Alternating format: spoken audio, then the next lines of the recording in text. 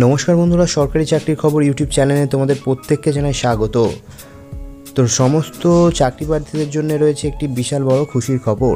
রাজ্যে railway ticket seller recruitment নিয়োগ করা হচ্ছে, অর্থাৎ রেলের টিকিট কালেক্টর পদে নিয়োগ করা হচ্ছে, যেখানে বলা হয়েছে শুধুমাত্র মাধ্যমিক পাশ করলেই এখানেতে আপনারা আবেদন করতে পারবেন, ছেলে এবং মেয়ে উভয় চাকরি প্রার্থী।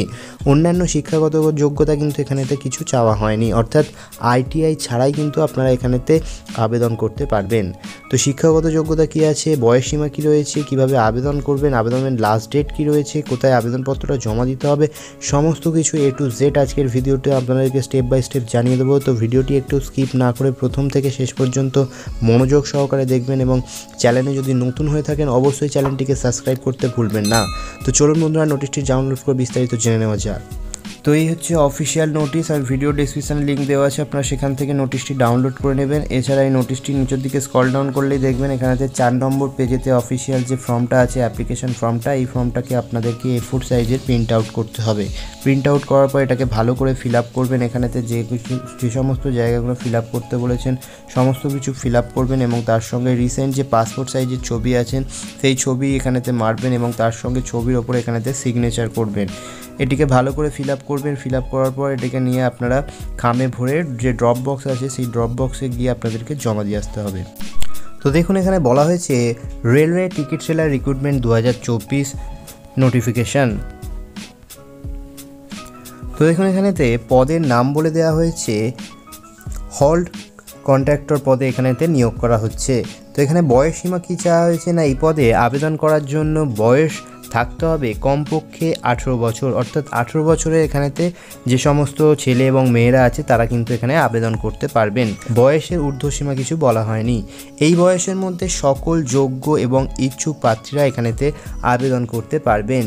যেই স্টেশনে নিয়োগ করা হচ্ছে সেই জেলার কিন্তু বাসিন্দা হতে হবে, এবং তার সঙ্গে আপনার বলা হয়েছে যে এর জন্য আধার কার্ড, ভোটার কার্ড এবং পাসপোর্ট ডকুমেন্ট হিসাবে কিন্তু এটা দিতে হবে। সরকারি নিয়ম অনুযায়ী কিন্তু আপনারা যদি সংরক্ষিত প্রার্থী হয়, অর্থাৎ SC ST হলে, OBC হলে আপনারা কিন্তু সরকারি অনুযায়ী যে বয়সের ছাড়টা পান সেটা পেয়ে যাবেন।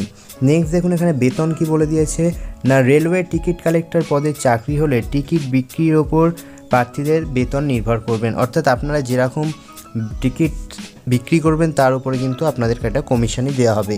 এবং বেতন বিষয়ে আরও বিস্তারিত জানতে হলে কিন্তু আপনাদেরকে অফিসিয়াল নোটিফিকেশনটি ডাউনলোড করে দেখে নিতে হবে। নেক্সট দেখুন, এখানে বলেছে শিক্ষাগত যোগ্যতা না, রেলওয়ে টিকিট কালেক্টর পদে আবেদন করার জন্য যে কোনো শিক্ষিত স্কুল থেকে ন্যূনতম আপনাদেরকে মাধ্যমিক পাস করে থাকতে হবে, এবং এর পাশাপাশি স্টেশন এবং টিকিটের মূল্য যাতে ইংরাজি পড়তে পারে সেই জ্ঞান কিন্তু আপনাদের থাকতে হবে। নেক্সট দেখুন, এখানে বলেছে আবেদন পদ্ধতি না, কিভাবে এখানে আবেদন করবেন না, আবেদন জানাতে হবে অফলাইনে, অর্থাৎ এখানেতে অফলাইনের মধ্যে কিন্তু আপনাদেরকে আবেদনটা জানাতে হবে। ভিডিও ডেসক্রিপশানে আমি নোটিফিকেশানের লিঙ্ক দিয়ে রেখেছি, আপনারা সেখান থেকে ফর্মটি ডাউনলোড করবেন এবং নোটিশটি ডাউনলোড করবেন। করার পর ফর্মটিকে A4 সাইজের প্রিন্ট আউট করবেন। প্রিন্ট আউট করার পর সেটাকে ভালো করে ফিল আপ করবেন, এবং তার সঙ্গে সমস্ত যাবতীয় যে ডকুমেন্টসগুলো আছে সেগুলো দিয়ে আপনাকে কিন্তু সরাসরি গিয়ে জমা দিয়ে আসতে হবে।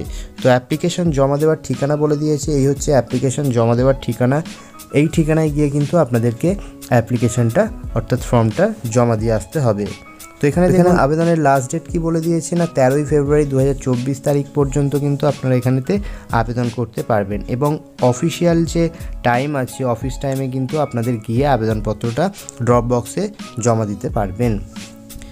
তো এছাড়া আমি এখানে দেখুন অফিসিয়াল ওয়েবসাইটের লিঙ্ক এবং আবেদনের PDF ফর্মটা এখানে দিয়ে রেখেছি, আপনারা কিন্তু এখান থেকে ডাউনলোড করতে পারবেন, এবং এই ওয়েবসাইটের লিঙ্ক আমি ভিডিও ডেসক্রিপশানে দেওয়া আছে।